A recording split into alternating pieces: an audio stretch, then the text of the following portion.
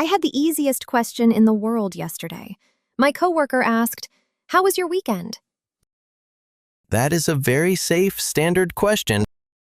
It is, but my brain froze. I wanted to say it was good, but we were tired and the weather was cold. Okay, so what actually came out of your mouth? I said, "I am good. We is tired. The weather is cold yesterday." The classic time travel panic. Exactly. I knew it was wrong the second I said it. Why is it so hard to just talk about yesterday? Because you are fighting against your own brain, Alice. And if you are listening right now, and you also struggle to use was and were naturally, you are exactly where you need to be. I'm Tom. And I'm Alice. Welcome to the podcast where we fix those tiny grammar panics. Today we are mastering was and were. We will learn how to talk about where you were, how you felt, and what things were like in the past without freezing up. I really need this. I know the rule on paper. I know is becomes was and are becomes were. But when I speak, it all just disappears. Let's talk about why that happens. It is not because you have a bad memory. It is purely biological. Wait, biology? Are you saying it's not my fault? I am saying your brain is trying to protect you. When someone asks you a question in English, you enter a mild survival mode. Survival mode. That sounds dramatic, but it feels exactly like that. In survival mode, your brain prioritizes the message. It thinks, Alice wants to say she felt tired. Send the word tired immediately. And it just forgets the timeline. Yes, time is a secondary detail to a panicked brain. So your mouth grabs the easiest, most familiar word, which is usually am or is. That makes so much sense. I always default to is when I'm nervous. But we can train your brain out of survival mode. We just need to give it a very clear, very simple image. I love images. What is the image for today? I want you to imagine an old photo album. Like a physical book with printed pictures? Exactly. When we talk about the present, we use a mirror. I am here. I am happy. It is happening right now in the mirror. But the moment something is finished, it becomes a photograph. So yesterday is a photograph. Yes. And when you use was or were, you are simply opening that album and pointing at a picture. Let me process that. So was and were are just pointer words for old photos. Spot on. They do not describe action. They describe the scene in the picture.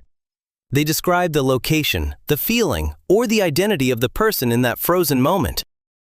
Location, feeling, identity. Okay, so in the picture from yesterday, I was at the cafe. Yes. I was tired. Perfect. The coffee was cold. Excellent. You are pointing at the details in the photograph. Okay, this feels much less scary than thinking about past continuous or whatever grammar terms are out there. Keep it simple. Now, let's talk about the mechanics. We have two pointer words, was and were. This is where I always mess up. Who gets was and who gets were? Let's stick to our photo album. Was is for solo photos. It is for one person or one thing. I, he, she, it. Solo photo. I was, he was, she was, it was. Exactly. And were is for group photos. You, we, they. Wait, you gets the group photo word? Even if I am talking to just one person. Yes, English is a little strange with you. You is always treated like a group word in grammar, even if it's just one person standing in front of you. Okay, I'll just accept that. You were, we were, they were. Let's test it. I will give you a subject. You point to the photo. Ready? I'm ready. My boss. Solo photo. My boss was. The meeting. Solo photo. The meeting was. My coworkers. Group photo. My coworkers were. The weather. Solo photo. The weather was. You nailed it. That is the entire foundation. It feels easy when we do it slowly, but in real life, people speak so fast. Which brings us to our favorite place. It's time for the Error Lab. Oh no, the friendly repair shop. What mistakes do we have today? I'm going to read a few sentences. These are extremely common mistakes. Even intermediate learners make them when they speak too fast. Let's hear them. Mistake number 1. We was very busy yesterday. Oh, I have definitely sent that in a text message. Why does it happen? Because was is just so easy to say. It slips out. But we is a group photo, so it should be, we were very busy yesterday. Exactly. Mistake number 2. This one is tricky. The people was very nice. Let me think. People doesn't have an S at the end, so my brain wants to treat it as a single thing. That is exactly the trap. But people is always a group. Right. One person, two people. So it has to be a group photo. The people were very nice. Bingo! And mistake number 3.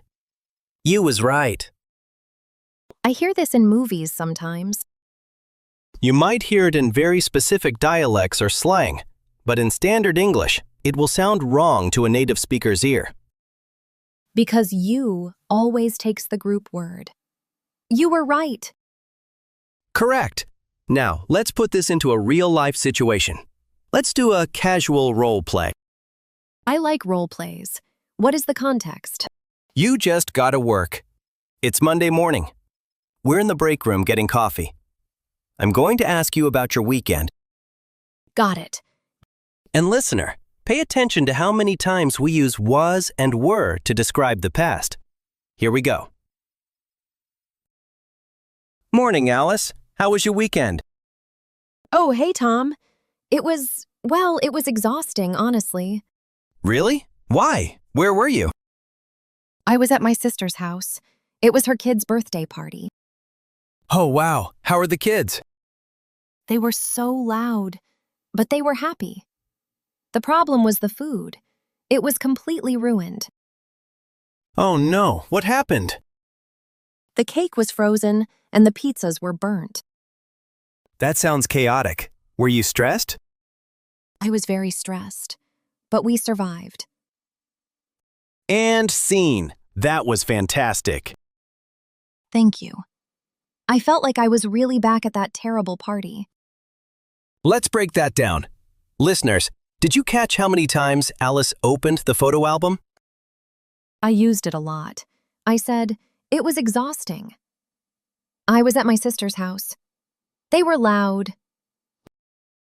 Notice that you didn't use any action verbs. You didn't say, I ran or I ate. You just painted a picture of the situation.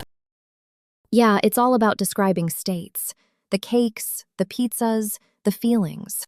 Let's look closely at a couple of sentences. I asked, where were you? I always struggle to pronounce were you naturally. It sounds like were you. That is a great observation. In natural spoken English, we don't say a hard, clear were. We don't say, where were you? We soften it. It sounds almost like were. Where were you? Where were you? Oh, that flows much better. And you said, the pizzas were burnt. Pizza with an S is plural, so it's a group photo. The pizzas were burnt. If it was just one pizza, I would say, the pizza was burnt. Perfect. Now, I want to invite our listeners into the conversation.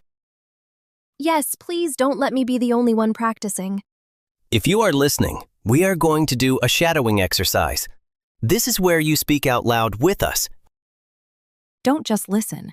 Try to get the rhythm of these words in your mouth. We will give you a sentence. Listen first, then repeat with me. Try to blend the words naturally. I'll try with everyone. It was a good weekend. It was a good weekend. The weather was terrible. The weather was terrible. We were really tired. We were really tired. The people were so friendly. The people were so friendly. Where were you yesterday? Where were you yesterday? I was at home. I was at home. That felt really good. Saying we were smoothly takes some practice. It almost sounds like we were. Exactly. The trick is not to overpronounce the grammar words. The important words in those sentences are good, terrible, tired, friendly, yesterday, and home. The words was and were are just the glue. The glue that holds the old photo to the page. I love that addition to the metaphor. Okay, Tom, I have a question. What if I want to make these sentences sound a bit more advanced? I was tired is okay, but it feels a bit basic. That is a brilliant question. Let's move into our natural alternatives section. I am ready to upgrade my vocabulary. You have the structure down. Subject plus was/were plus feeling/location. To sound more natural, we just change the feeling word or add an intensifier. An intensifier? Like very? Yes, but let's look past very. Instead of saying, I was very tired, try saying, I was exhausted. I was exhausted. That sounds much more dramatic and real. Or, if you want to use an intensifier, try pretty. Instead of, it was good, say, it was pretty good. It was pretty good. I like that. It sounds casual. What if the situation was bad? Instead of, the meeting was very bad, what could you say? Let me think. The meeting was terrible? Perfect. Or, the meeting was awful. The meeting was awful. That definitely sounds like native speaker complaining. Let's do one more. Instead of, we were very busy, try, we were completely swamped. Oh, I've heard that word. Swamped. Like a swamp with water? Exactly. You are drowning in work. We were completely swamped. I'm going to use that. Sorry, I couldn't call you. I was completely swamped. That is a perfect native level sentence. You used the right grammar and you upgraded the vocabulary. I feel much more confident now. But what about formal situations? Does this change if I'm talking to a client or a manager? The grammar never changes. The photo album rule is the same for a CEO or a best friend. But the tone does change. Let's try a formal role play. Okay, setting the scene. We are on a Zoom call. I'm your project manager. I'm asking you about a conference you attended yesterday. Okay, I am sitting up straight. I am ready. Hi, Alice. Thanks for joining. How was the conference yesterday? Good morning, Tom. It was highly productive. Glad to hear it. Were there many people at our booth? Yes, there were quite a few attendees interested in our new software. Excellent. And how was the keynote speaker? He was very insightful. However, the venue was a bit crowded. I see. Well, I'm glad you were there to represent us. And scene. That felt very professional. Notice how you still used the same tools. It was productive. There were attendees. He was insightful. The venue was crowded. But I didn't use slang. I didn't say the venue was awful or the speaker was pretty good. Exactly. The foundation is the same. Pointer word plus description. You just chose dressier clothes for your words. Dressier clothes. I like that. So I shouldn't be afraid of was and were in professional settings. Never. They are essential tools for giving reports, explaining delays, or describing past events. You know what I just realized? What's that? In both role plays, I didn't use did. Not once. Ah, you have noticed the missing piece. Ah, you have noticed the missing piece. Yeah, usually when I talk about the past, I use did or didn't everywhere. Did you go? I didn't know. Why didn't we use them here? Because was and were are strong, independent words. They do not need the helper word did. Let me think about that. So if I have an action like eat or go, I need did. Exactly. Did you eat? I didn't go. That is real action. But in our photo album, there is no action. You are just describing the scene.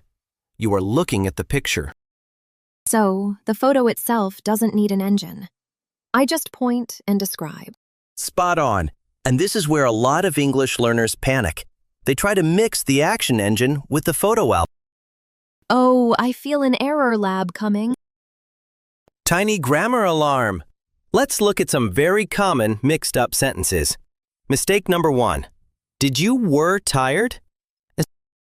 Oh, my brain hurts hearing that, but I understand why people say it. They know it's a question about the past, so they throw did at the front just to be safe. Exactly. Survival mode says, question in the past, use did. But we're just asking about a feeling in a photo. So we drop the did and just swap the pointer word. So instead of you were tired, I just flip it. Were you tired? Bingo! Just flip the subject and the pointer. Mistake number 2. I didn't was at home. I have definitely said something like that. It happens when I talk too fast and want to say no in the past. How do we fix it? We don't need didn't. We just add not to our pointer word. I was not at home. Exactly. But in real conversations, we usually squeeze them together. Was not becomes wasn't. I wasn't at home. And were not becomes Oh, I hate this word. Weren't. It feels so strange in my mouth. It feels like too many R sounds. It is one of the hardest words to pronounce naturally. Listeners, if you struggle to say weren't, you are completely normal. How do native speakers actually say it? Because it doesn't sound like we're not when you say it quickly. We actually swallow the sound a bit. It sounds more like weren't. One syllable. Weren't. Weren't. We weren't ready. They weren't there. Oh, that is much easier than trying to say weren't. Let's practice this right now. If you are listening, don't skip this. This is the physical workout for your mouth. I'm ready. Let's do the shadowing. We will start with wasn't, and then move to weren't. Repeat with me. Let's go. I wasn't ready. I wasn't ready. He wasn't at the office. He wasn't at the office. It wasn't very good. It wasn't very good. Great. Now let's try the tricky one. Remember, one syllable. Weren't. Weren't. Got it. We weren't sure. We weren't sure. They weren't happy. They weren't happy. You weren't there. You weren't there. No. Wow. Saying you weren't there smoothly feels like a major English victory. It is. Once your mouth learns that shape, the grammar becomes automatic. You won't have to think about the spelling. Okay, Tom, I want to try a mini story. I want to see if I can keep the photo album open for a whole paragraph without switching to the mirror or adding did. That is a fantastic challenge. I will just listen. Take us to a memory from your past. Okay, let me think. I'll tell you about my first trip to London. The year was 2018. I was so excited. But the flight was incredibly long and I was exhausted when I arrived. The weather wasn't nice. It was rainy and really cold. My friends weren't at the airport because they were stuck in traffic. But when I finally saw them, I was so happy. I am standing up and clapping for you right now. Did I make any mistakes? Not a single one. You painted a perfect picture. Listeners, let's look at what Alice did. She didn't use complex past perfect tenses. She just used was, wasn't, were, and weren't. It felt really safe. I didn't feel like I was translating in my head. I just imagined the cold rain and my missing friends. That is the secret to fluency. You stopped thinking about rules and you started thinking about the scene. But what if I had to ask a question in that story? Like, if I was texting my friends at the airport. Let's do a quick role play. We are texting. You are at the airport. I am your friend stuck in traffic. Okay, I'm typing furiously on my phone. Where are you? I am at the exit. Sorry, the traffic is awful. Were you waiting long? Yes, I was here for 30 minutes. Were there any accidents on the road? No, it wasn't an accident. It was just heavy rain. Okay, I wasn't sure if you forgot me. I'm almost there. That texting conversation felt very real. Notice how texting uses a mix. You started with the mirror. Where are you? I am at the exit. Because that is happening right now. But then we switched to the photo album to talk about the last 30 minutes. Were you waiting? It wasn't an accident. Exactly. You shift smoothly between the mirror for right now and the photo album for what just happened. Okay, I think I'm really getting this. But I have to admit, when I am actually talking to a real native speaker, my brain still panics sometimes. And that brings us to our mindset moment for today. Yes, please. Give me some comfort before I go back into the real world. Alice and everyone listening, I want you to remember the survival mode we talked about earlier. The brain panicking and just throwing words out to survive. Yes, when someone asks you, "How was your weekend?" and you reply, "I'm good, we is tired." Your brain is not failing. It is trying to connect. It is valuing the relationship over the grammar. That is a really nice way to look at it. My brain just wanted to answer the person quickly. Exactly. The meaning was transferred. They knew you had a tiring weekend. The grammar was messy, but the human connection was successful. But we still want to fix the grammar, right? Of course, but we fix it from a place of calm, not a place of shame. You don't need to be angry at yourself for making a mistake. Mistakes are just information. They tell you, my brain still defaults to the mirror when it's nervous. So how do we train it to stop defaulting to the mirror? By slowing down by 1 second. Just 1 second. When someone asks about yesterday, take a breath. Picture the old photo album. Then speak. Take a breath. Picture the album. Then speak. I like that. It gives me permission to not answer immediately. You are allowed to take up space in a conversation. You are allowed to pause. I really needed to hear that. I always feel like I have to reply at lightning speed to sound fluent. Fluency is not speed. Fluency is clarity. And taking a brief pause to choose was instead of is makes you much clearer. I am going to practice that tomorrow. Good. Now it is time for our listeners to practice. It's time for the question of the day. What is the task for today, Tom? Question of the day. I want you to open your own photo album. Describe where you were or how you felt yesterday using just one sentence with was or were. Just one sentence. That is very doable. Here is your sentence starter. You can type this in the comments or write it in your notebook. What's the starter? Yesterday I was blank. Or, yesterday the weather was blank. Oh, let me do one. Yesterday I was completely swamped at work. Perfect use of our natural alternative vocabulary. Thank you. I paid attention. Listeners, put your sentence in the comments. We read them, and it's a great way to prove to your brain that you can do this safely. Absolutely. So today, you mastered the old photo album. Was for the solo photos, and were for the group photos. I feel much more confident pointing at the past now. But next time, we have a bigger challenge. Uh-oh, what is it?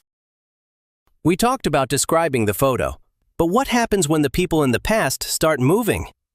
What happens when we need the engine? You mean did.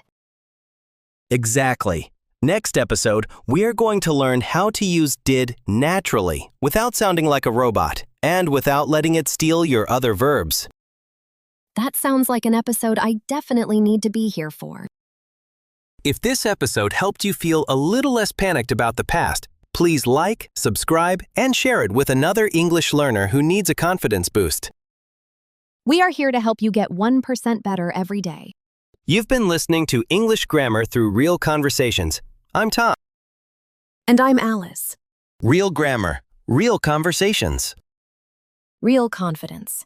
See you next time.